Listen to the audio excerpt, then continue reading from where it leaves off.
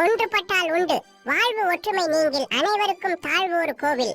கோபுரத்தில் சில நீல நிற புறாக்களும் சில வெள்ளை நிற புறாக்களும் வாழ்ந்து வந்தன. நீல புறாக்கள் தாம் வெள்ளை புறாக்களை விட அழகாக இருப்பதாக எண்ணி கர்வத்துடன் இருந்தன. சில நாட்களின் பின் அக்கோபுரத்தில் திருத்த வேலைகள் ஆரம்பமானது. அதனால் எல்லா புறாக்களுக்கும் கோபுரத்தை விட்டு வெளியேற வேண்டி ஏற்பட்டது. புறாக்கள் எல்லாம் வேறொரு இடம் தேடி ஒரே திசையில் பறந்து சென்றன. அவைகள் பறந்து செல்லும் போது ஓரிடத்தில் வெயிலில் உலர்வதற்காக பரப்பப்பட்ட நெற்களை கண்டன. கண்டதும் அனைத்தும் ஒன்றாக அவ்விடத்திற்கு பறந்து சென்று காயப்போடப்பட்ட நெற்களை தின்று தீர்த்துவிட்டு அருகே இருந்த ஒரு பெரிய மரம் ஒன்றில் அமர்ந்தன. தானியத்தை காய்வதற்காக பரப்பி விட்டு சென்ற வேடன் திரும்பி வந்து பார்த்த பொழுது தானிய மணிகள் ஒன்று கூட இல்லாதது கண்டு அதிர்ச்சி அடைந்தான். தானியங்கள் காய போட்ட இடத்தில் புறாக்களின் எச்சம் கிடப்பதை பார்த்து வேடன் என்ன நடந்தது என்பதை ஊகித்தான். நாளைக்கு இந்த புறாக்களை எப்படியும் வலை விரித்து பிடித்து விட வேண்டும் என்று முடிவு செய்து அதன்படி மறுநாள் வலை ஒன்றை தயார் செய்து அந்த இடத்தில் விரித்து தானியங்களையும் போட்டு புறாக்கள் வரும் வரை காத்திருந்தான்.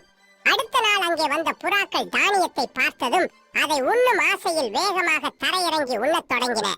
சில மணித்துளிகளில் அதன் கால்கள் வலைகளில் சிக்கிக் கொண்டன. சற்று தொலைவில் மறைந்திருந்த வேடன் நிலைமையை நன்கு புரிந்து கொண்டு புறாக்களை பிடிக்க ஓடி வந்தான். வேடன் வருவதை பார்த்த புறாக்கள் ஆபத்தை உணர்ந்து கொண்டு உயிர் மீதுள்ள ஆசையினால் எல்லா புறாக்களும் ஒன்றாக இறக்கையை விரித்து பறக்க ஆரம்பித்தது. வலையையும் புறாக்கள் தூக்கி கொண்டு உயர பறந்து சென்றன.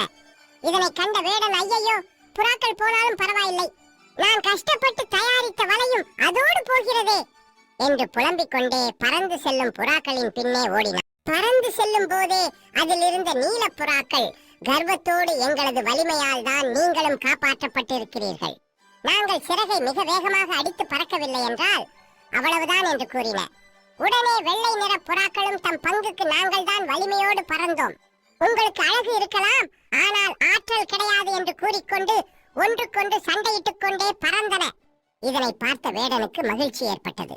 வீண் கர்வத்தினால் சண்டையிட்டுக் கொண்டு பறந்ததினால் அவற்றின் பறக்கும் வேகம் குறைய ஆரம்பித்தது. அதனால் அவை ஒரு மரக்கிளையில் வலையுடன் சிக்கிக் கொண்டது.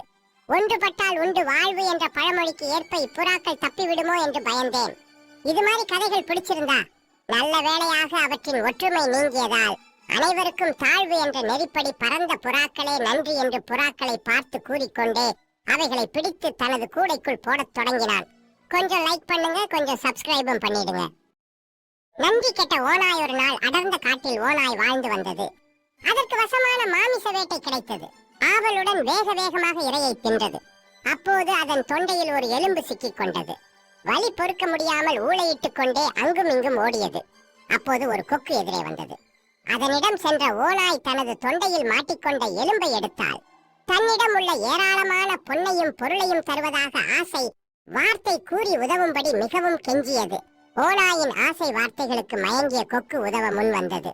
தனது நீண்ட அலகை ஓநாயின் வாய்க்குள் விட்டு எலும்பை எடுத்தது. சொன்னபடி பரிசு தரும்படி கொக்கு கேட்டது. பரிசா? உனக்கு? நான் தருவதா என்று ஏளனமாக சிரித்தது ஓநாய்.